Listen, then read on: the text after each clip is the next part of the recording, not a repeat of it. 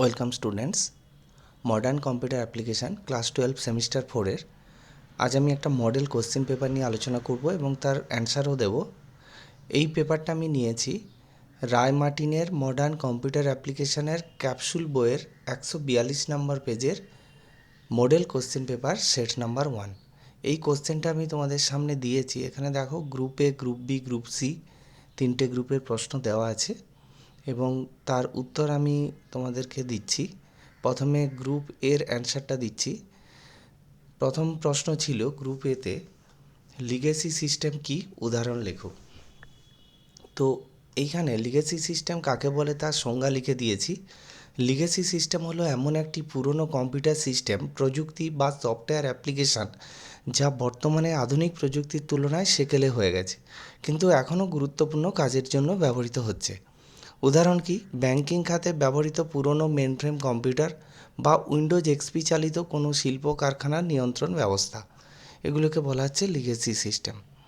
এবার আসছি, এর অথবা ছিল ইয়ার মডেলের একটি করে সুবিধা অসুবিধা লেখো। ইয়ার মডেলের একটি সুবিধা কি? এটি ডেটাবেসের লজিক্যাল ডিজাইনকে একটি ডায়াগ্রামের মাধ্যমে প্রকাশ করে, যা বোঝা খুব সহজ হয়। আর অসুবিধা হচ্ছে ডেটাবেস যদি খুব বড় এবং জটিল হয় তবে এর ডায়াগ্রামটি অত্যন্ত হিজিবিজি কঠিন হয়ে পড়ে। হিজিবিজি মানে হ্যাজার্ডস এখানে বলেছে আর কি, সেটা এবং জটিল হয়ে যায়। নেক্সট প্রশ্নটা হচ্ছে টাইম শেয়ারিং অপারেটিং সিস্টেমের দুটি বৈশিষ্ট্য উল্লেখ করো। তো এখানে দুটো বৈশিষ্ট্য লিখেছি।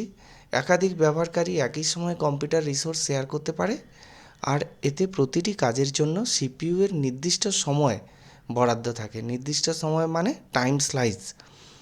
এর অথবার কোশ্চেনটা ছিল hard real time operating system কাকে বলে, একটি উদাহরণ দাও। Hard real time operating system কাকে বলে? যে অপারেটিং সিস্টেমে কোনো নির্দিষ্ট কাজ অবশ্যই একটি কঠোর সময়সীমার মধ্যে সম্পন্ন করতে হয় তাকে hard real time operating system বলে। সামান্য দেরি হলেও বড় ধরনের বিপর্যয় ঘটতে পারে। উদাহরণ এয়ারক্রাফট কন্ট্রোল সিস্টেম বা মিসাইল গাইডেন্স সিস্টেম। নেক্সট পরের প্রশ্ন, কোশ্চেন নাম্বার 3। এটা এআই থেকে প্রশ্ন আছে। কৃত্রিম বুদ্ধিমত্তার এআই এর দুটি অসুবিধা উল্লেখ করো। তো এটি তৈরিতে এবং রক্ষণাবেক্ষণে অনেক বেশি খরচ হয়, প্রথম অসুবিধা। আর দ্বিতীয় অসুবিধা হচ্ছে এটি মানুষের সৃজনশীলতা এবং আবেগের জায়গা নিতে পারে না এবং ব্যবহারের ফলে বেকারত্ব বৃদ্ধির ঝুঁকি থাকে। এর অথবা কোশ্চেন ছিল, যে প্রশ্নটা ছিল তার উত্তরটা আমি দিয়েছি, যে ব্যাংকিং ও এবং অর্থ প্রযুক্তিতে কৃত্রিম বুদ্ধিমত্তা বা এআই এর প্রয়োগ। তো যেখানে এখানে আমি অনেকগুলো এক্সট্রা দিয়েছি, তোমরা এর মধ্যে 3টে পয়েন্ট লিখবে। নিচে প্রধান ক্ষেত্রগুলি আলোচনা করা হয়েছে। ব্যাংকিংয়ের ক্ষেত্রে কি আছে না, জালিয়াতি শনাক্তকরণ এবং নিরাপত্তা। আর কি? সেকেন্ড পয়েন্ট হচ্ছে চ্যাটবট এবং গ্রাহক পরিষেবা। এখন ব্যাংক হচ্ছে 24/7 কাস্টমার সার্ভিস দিচ্ছে, যেটা এআই পরিচালিত, সেটাকেই বলছি আমরা চ্যাটবট। আর কি? ঋণ এবং ক্রেডিট স্কোরিং। আমরা যখন বা তোমরা যখন ব্যাংকে লোন নিতে যাবে, আমরা যখন লোন নিতে যাই তখন আমাদের ক্রেডিট স্কোরটা দেখা হয়। হ্যাঁ, তো আর কি? Algorithmic trading. শেয়ার বাজারের এআই দ্রুত গতিতে তথ্য বিশ্লেষণ করে সিদ্ধান্ত নিতে পারে। এটি বাজারের অতীত ডেটা এবং বর্তমান খবর বিশ্লেষণ করে শেয়ার কেনা বা বেচার সময়ের উপযুক্ত সময় নির্ধারণ করে দেয়। আর ব্যক্তিগত আর্থিক ব্যবস্থাপনা এবং অ্যান্টি মানি লন্ডারিং, এই 6টা পয়েন্ট আছে। তোমরা এটা যেহেতু 3 মার্কসের প্রশ্ন আছে, তোমরা 3টে যে কোনো পয়েন্ট লিখে দিতে পারো।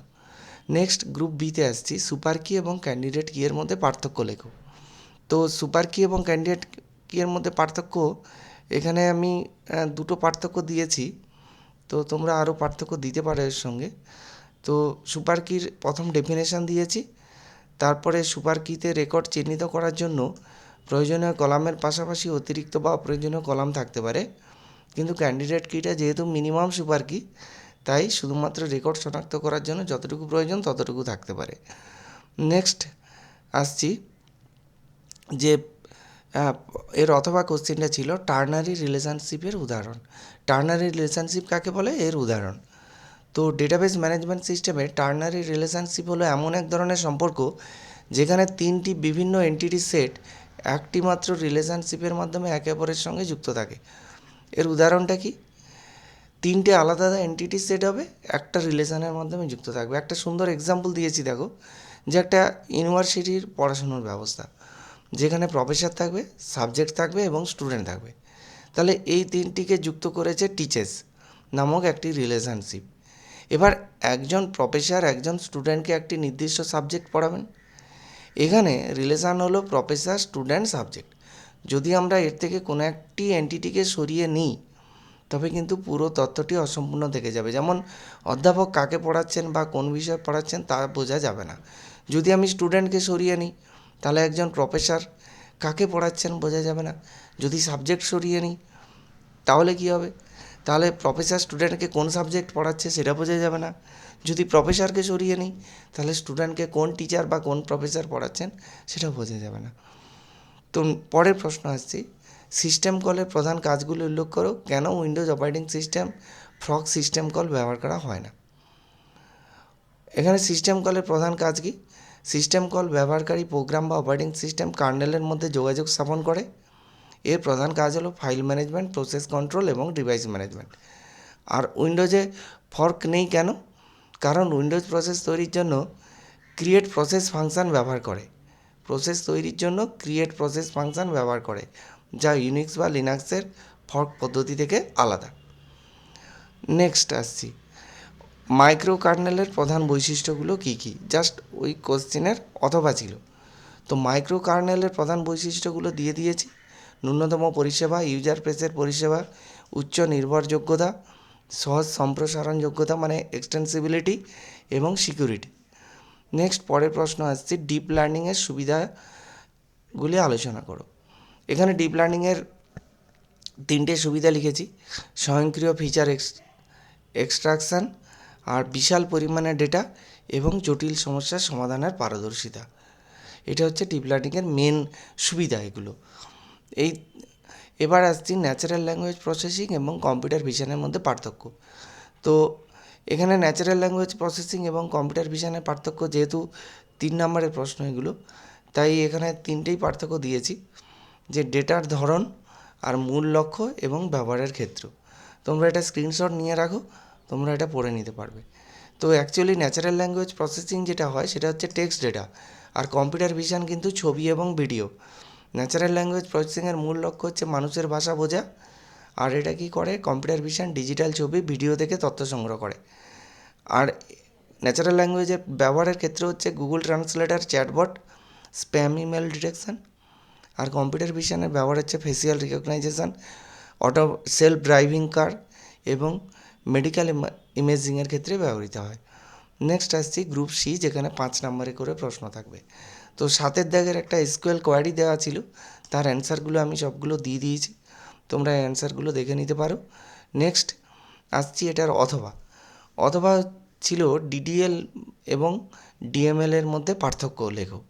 তো এখানে ডিডিএল এবং ডিএমএলের আমি 3টে পার্থক্য দিয়েছি: ডেটা ডেফিনেশন ল্যাঙ্গুয়েজ, ডিডিএল এবং ডেটা ম্যানিপুলেশন ল্যাঙ্গুয়েজ।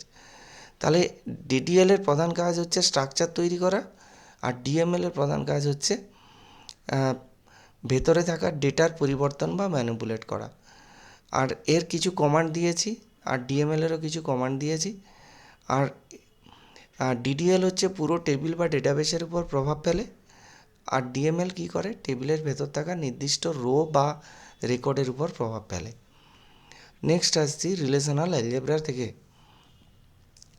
রিলেশনাল অ্যালজেব্রার দুটো টেবিল দেওয়া ছিল, তার উপর ভিত্তি করে কতগুলো সিনট্যাক্স দেওয়া ছিল, ওই যে সিলেকশান, প্রজেকশান, ইউনিয়ন, এই সিনট্যাক্সগুলো ইউজ করেছি এখানে। যে প্রশ্নটা ছিল তার অ্যান্সারগুলো এভাবেই দিয়ে দিয়েছি। নেক্সট এর যে অথবার কোশ্চেন ছিল, যে কার্টেসিয়ান প্রোডাক্ট কী? কার্টেসিয়ান প্রোডাক্ট কী এখানে ডেফিনেশনটা দিয়েছি। যখন দুটি টেবিল, ধরা যাক টেবিল এ এবং টেবিলের বি এর মধ্যে কার্টেসিয়ান প্রোডাক্ট হয়, তখন টেবিল এ এর প্রতিটি রেকর্ড বা সারি টেবিল বি এর প্রতিটি রেকর্ডের সঙ্গে যুক্ত হয়। অর্থাৎ যদি প্রথম টেবিলে এম সংখ্যক রেকর্ড থাকে, দ্বিতীয় টেবিলে যদি এন সংখ্যক রেকর্ড থাকে, তবে ফলাফল টেবিলে মোট এম ইন্টু এন সংখ্যক রো বা রেকর্ড থাকবে। তো যে উদাহরণটা দেওয়া ছিল তার কার্টেসিয়ান প্রোডাক্ট করলে এইটা তার আউটপুট হবে, এটা দিয়ে দিয়েছি। নেক্সট, এখানে 9 দাগের যে কোশ্চেন ছিল, এফসিএল শিডিউলিং একটা গ্যান্ট চার্টের একটা হিসাব ছিল, সেই হিসাবটা করা আছে এবং তার average time, turn out time, average turn out time এবং অ্যাভারেজ ওয়েটিং টাইম, সেটাও এখানে হিসাব করে দিয়ে দেওয়া হয়েছে। নেক্সট আসছি যে ইন্টারনাল বনাম এক্সটার্নাল ফ্র্যাগমেন্টেশনের মধ্যে পার্থক্য। এখানে 3টে পার্থক্য দিয়েছি, কারণ 2টো কোশ্চিন পরপর ছিল, তো এই জন্য এটা 3 নম্বরের জন্য আর নেক্সটটা 2 নম্বরের জন্য, এরকম করে এখানে 3টে পার্থক্য দেওয়া হয়েছে। 3টে পার্থক্য কি? যে ইন্টারনাল ফ্র্যাগমেন্টেশন কাকে বলে? যখন কোনো প্রসেসকে মেমোরির একটি ব্লকে জায়গা দেওয়া হয় এবং প্রসেসটি ওই ব্লকের চেয়ে ছোটো হয়, তখন ব্লকের মধ্যে থাকা অব্যবহৃত জায়গাকে ইন্টারনাল ফ্র্যাগমেন্টেশন বলা হয়। আর এক্সটার্নাল ফ্র্যাগমেন্টেশন কি? যখন মেমোরিতে পর্যাপ্ত মোট খালি জায়গা থাকে কিন্তু সেই জায়গাগুলো বিচ্ছিন্নভাবে থাকায় একটি নতুন প্রসেসকে সেখানে জায়গা দেওয়া সম্ভব হয় না, তখন তাকে বলা হয় এক্সটার্নাল ফ্র্যাগমেন্টেশন। আর ইন্টারনাল ফ্র্যাগমেন্টেশন হচ্ছে fixed memory size, external fragmentation হচ্ছে ভেরিয়েবল সাইজ। নেক্সট আসছি যে এটার সমাধান কিভাবে করে। প্রসেসকে সঠিক মাপের ব্লক দেওয়া বা পেজিংয়ের ব্যবহারের মাধ্যমে এটি কমানো যায়।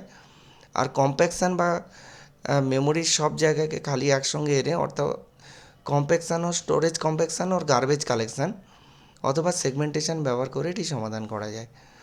নেক্সট, ওয়ার্স্ট ফিট মেমোরির অ্যালগোরিদম কি? ওয়ার্স্ট ফিট মেমোরি অ্যালগোরিদম বলতে কী বোঝায়? মেমোরি ম্যানেজমেন্টের ওয়ার্স্ট ফিট হলো এমন একটি পদ্ধতি যেখানে একটি নতুন প্রসেসকে মেমোরির সেই ব্লকে জায়গা দেওয়া হয় যা আকারে সবচেয়ে বড়। সবচেয়ে বড় জায়গায়, সবচেয়ে বড় মেমোরি লোকেশনের একটা নতুন প্রসেসকে আমরা জায়গা দিয়ে দিলাম। এর সুবিধা কি? এর ফলে প্রসেসটি পূর্ণ হওয়ার পর যে ফাঁকা জায়গা পড়ে থাকবে সেটি বড় হওয়ার কারণে সেখানে ভবিষ্যতে অন্য কোনো ছোটো প্রসেসও জায়গা পেতে পারে। আর অসুবিধা কি? এটি মেমোরি ব্যবহারে অদক্ষ হতে পারে এবং বড় মেমোরি ব্লকগুলো নষ্ট হওয়ার সম্ভাবনা থাকে। পরের প্রশ্ন, চ্যাটবট এবং স্মার্টবটের মধ্যে পার্থক্য। চ্যাটবট হচ্ছে কি? মূলত রুল বেসড বা নিয়ম ভিত্তিক, আর স্মার্টবট হচ্ছে এটি এআই বেসড। নেক্সট, চ্যাটবটের কথোপকথনের ধরন হচ্ছে এটি খুব সাধারণ এবং লিনিয়ার কথোপকথন, নির্দিষ্ট অপারেশনের বাইরে উত্তর দিতে পারে না।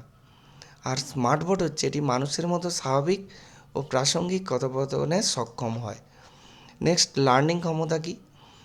এটি নিজে থেকে শিখতে পারে না, চ্যাটবট নিজে থেকে শিখতে পারে না, কিন্তু স্মার্টবট কথোপকথনের মাধ্যমে অভিজ্ঞতা অর্জন করে এবং নিজেকে ক্রমাগত উন্নত করে।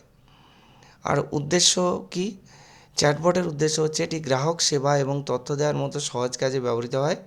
আর স্মার্টবট এটি জটিল সমস্যার সমাধান, পরামর্শ প্রদান, ব্যক্তিগত সহকারীর মতো কাজ করতে পারে। আর এখানে উদাহরণ হচ্ছে কোনো ওয়েবসাইটের সাধারণ কাস্টমার সাপোর্ট চ্যাট উইন্ডো। আর স্মার্টবট হচ্ছে গুগল অ্যাসিস্ট্যান্ট, অ্যাপেল সিরি বা চ্যাট জিপিটি, এইগুলো। চ্যাটবট হচ্ছে একটা রোবটের মতো, এখানে সংক্ষেপে লিখে দিয়েছি, চ্যাটবট একটা রোবটের মতো, শুধু শেখানো কথা বলে। আর স্মার্টবট একজন বুদ্ধিমান সহকারীর মতো, যা পরিস্থিতি বুঝে নিজের বুদ্ধিতে উত্তর দেয়।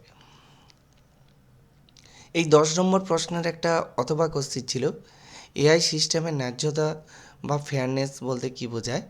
এখানে এআই সিস্টেম কখন ফেয়ারনেস হবে? যখন পক্ষপাতহীন হবে।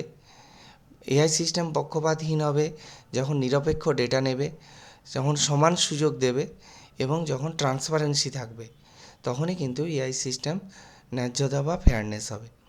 তো আজকের ক্লাস এই পর্যন্ত। তোমাদের এই ক্লাসটি ভালো লেগে থাকলে অবশ্যই লাইক করো এবং আমার চ্যানেলে নতুন হয়ে থাকলে study computer science with Manas sir এই চ্যানেলটিকে সাবস্ক্রাইব করো। Thank you.